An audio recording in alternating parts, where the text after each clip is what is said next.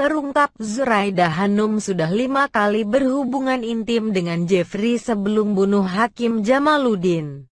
Istri mendiang Hakim PN Medan Jamaluddin, Zuraida Hanum, 41, kembali menjalani persidangan kasus pembunuhan suaminya. Dalam persidangan lanjutan kali ini terungkap berapa kali Zuraida berhubungan intim dengan Jeffrey Pratama, 42. Kekasih sekaligus eksekutor pembunuhan, juga terkuak di mana saja mereka melakukan hubungan terlarang sebelum kejadian pembunuhan. Zuraida Hanum, 41, dan Jeffrey Pratama merupakan terdakwa dalam kasus ini. 2 kali kami melakukan hubungan badan di mobil.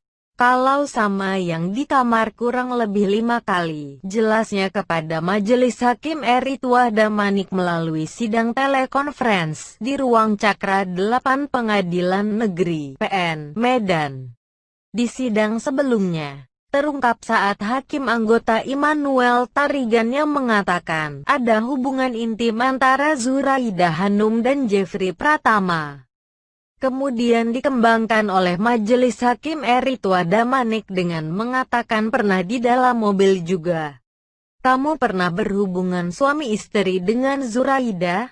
Kamu jujur. Soalnya ini di BAP kamu sudah jelas, kata Immanuel Tarigan, Jumat tanggal 15 Mei tahun 2020. Zuraida beber selingkuhan suaminya dalam kesempatan itu. Zuraida Hanum membeberkan kisah perselingkuhan dalam rumah tangganya bersama Hakim Jamaluddin.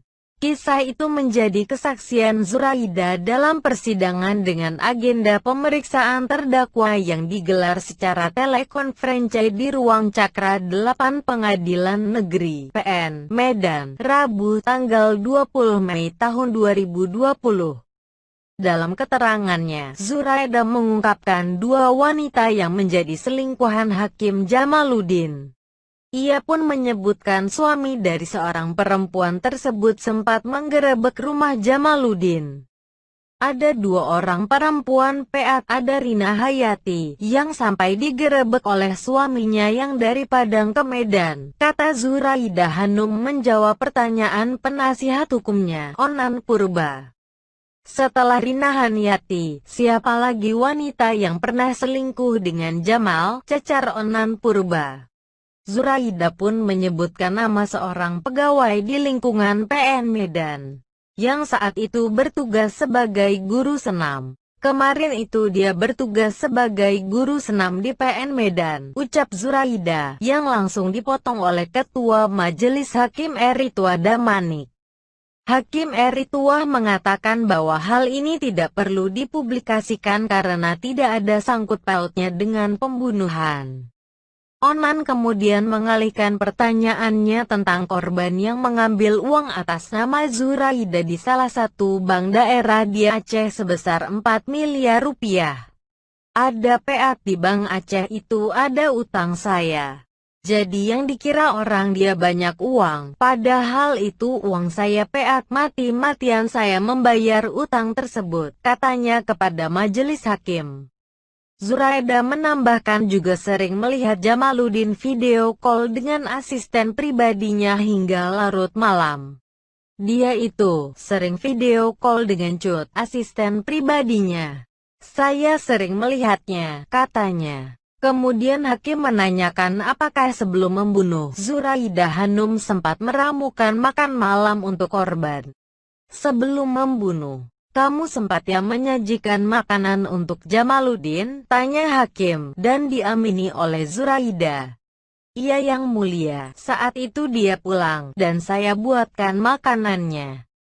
Saya duduk di hadapannya sambil menunggunya makan, kata Zuraida. Setelah mendengarkan keterangan tersebut, hakim merasa cukup dan menunda persidangan hingga Rabu, tanggal 27 Mei tahun 2030, pekan depan untuk agenda saksi meringankan Adecas. Kemudian hal tersebut dibenarkan oleh Jeffrey dengan mengatakan, benar dirinya memperlakukan hal tersebut. Iya, yang mulia, pernah, katanya. Kemudian diungkap Immanuel. Dirinya sudah kerap sering melakukan hal tersebut. Lalu diperkuat oleh keterangan Majelis Hakim Eri Tuah yang mengatakan bahwa sempat juga melakukan hal tersebut di dalam mobil. Sudah ada 5 kali lebih saya melakukan hubungan badan itu dengan Zuraida, kata Jeffrey. Sempat juga kalian melakukan itu di dalam mobil kan? Jujur saya kalian, kata Eri Tuah. Iya Pak Hakim, pernah kami bermain di Johor, pengakuannya. Kronologi dakwaan diketahui pada dakwaan jaksa penuntut umum. Disebutkan perkara ini bermula dari hubungan rumah tangga terdakwa Zuraida Hanum dengan korban yang tidak akur. Sehingga terdakwa sering memendam perasaan marah dan kecewa kepada korban.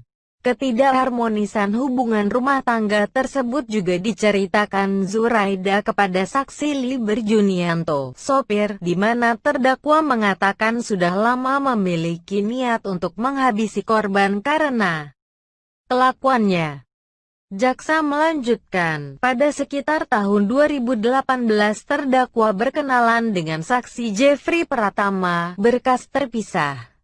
Karena pertemuan yang rutin dengan saksi Jeffrey, akhirnya Zuraida dan Jeffrey saling jatuh cinta. Sekitar bulan November tahun 2019, Zuraida menghubungi Jeffrey dan mengajak bertemu di Everyday Cafe di Jalan Ring Road, Medan.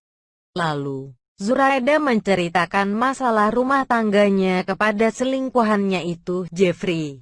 Ia menyebut korban sering mengkhianatinya. Selain itu, kepada Jeffrey, Zuraida mengatakan agar dirinya mati saja karena sudah tidak sanggup hidup seperti itu. Lalu saksi Jeffrey menjawab, ngapain kau yang mati? Dia yang bejat kok kau yang mati. Dialah yang harus mati. Kemudian terdakwa Zuraida mengatakan kepada Jeffrey, ya memang saya sudah tidak sanggup, kalau bukan aku yang mati, dia yang harus mati. Ujar jaksa menirukan ucapan Zuraida. Kemudian setelah percakapan tersebut, Jeffrey menjumpai Reza Fahlevi untuk melakukan aksi pembunuhan tersebut. Jeffrey pun menceritakan bahwa Zuraida Hanum sudah tidak tahan dan ingin menghabisi suaminya. Setelah itu mereka bertiga berjanji untuk melakukan pertemuan di sebuah kafe di Jalan Ngumban Surbakti, Kota Medan, untuk melakukan rencana pembunuhan. Reza Fahlevi kemudian menanyakan kepada Zuraida mengenai rencana pembunuhan itu. Betul itu Kak, nanti kakak cuma manfaati Bang Jeffrey aja, karena setahu aku Bang Jeffrey ini orangnya lurus. Gak mau neko-neko dari dulu. Kakak serius gak nyuruh gitu? Tanya Reza kepada Zuraida. Iya serius. Memang rencana kami mau nikah sama Bang Jeffrey. Bukan main-main. Selama ini kakak udah enggak tahan. Udah lama kakak pendam. Udah cukup sakit hatilah, jawab Zuraida. Kemudian Zuraida meyakinkan Reza Fahlevi dengan uang 100 juta. Reza memang betul mau bantuin Bang Jeffrey sama kakak untuk bunuh suami kakak. Nanti kakak kasih uang 100 juta dan setelah itu nanti kita umrah, jawab Zuraida Hanum, dan hal tersebut juga diiyakan oleh Jeffrey. Setelah pertemuan tersebut, Zuraida Hanum memberikan uang sebesar 2 juta rupiah untuk dibelikan baju dan alat eksekusi.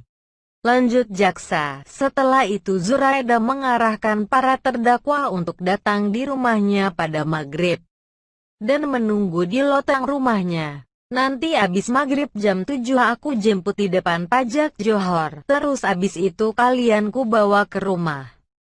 Nanti sampai di rumah kalian di atas lantai 3 loteng aja, kata Zuraida. Kemudian JPU mengatakan bahwa Zuraida ingin membunuh suaminya seakan-akan mati karena sakit jantung. Nanti jam 1 kumiskel baru kalian masuk eksekusi. Kamar enggak aku kunci, terus kalian masuk, nanti kain sudah aku siapkan di atas pinggir tempat tidur. Nanti 1 orang beka pakai kain. Satu orang lagi pegang tangan dan badan, dan nanti aku menahan kakinya. Jadi kita buat seakan-akan kematian itu dikarenakan sakit jantung, tambah JPU. Zuraida kemudian mengecek apakah korban sudah tertidur. Setelah memastikan korban sedang tertidur, Zuraida langsung memiskal Jeffrey kode untuk menyatakan bahwa korban sudah tertidur. Kemudian dari lantai 3. Jeffrey dan Reza menuju kamar korban yang berada di lantai 2 dengan perlahan. Setiba di lantai 2 tepatnya di kamar korban. Kemudian kedua terdakwa Jeffrey dan Reza membuka pintu yang mana saat itu lampu kamar tidak hidup dan pencahayaan kamar berasal dari TV yang masih menyala, kata JPU. Setelah itu, Reza masuk ke dalam kamar sambil mengambil satu buah sarung bantal warna kuning kombinasi hijau yang sudah disiapkan Zuraida dan diletakkan di pinggir dekat dengan kaki korban. Kemudian saksi Reza langsung mengambil posisi berdiri tepat berada di atas kepala korban sambil memegang kain sarung bantal. Jeffrey mengambil posisi di sebelah kanan korban, yang mana posisi korban paling pinggir sebelah kiri dekat pintu dengan posisi tidur terlentang. Zuraida Hanum dalam posisi pura-pura tidur dan di sampingnya ada Hanja, anak korban, dengan posisi tidur, kata JPU. Kemudian Jeffrey langsung naik ke atas perut korban dengan posisi mengangkangi perut korban dan dengkul kanan kiri mengepit perut dan tangan korban. Jeffrey juga memegang kedua tangan korban.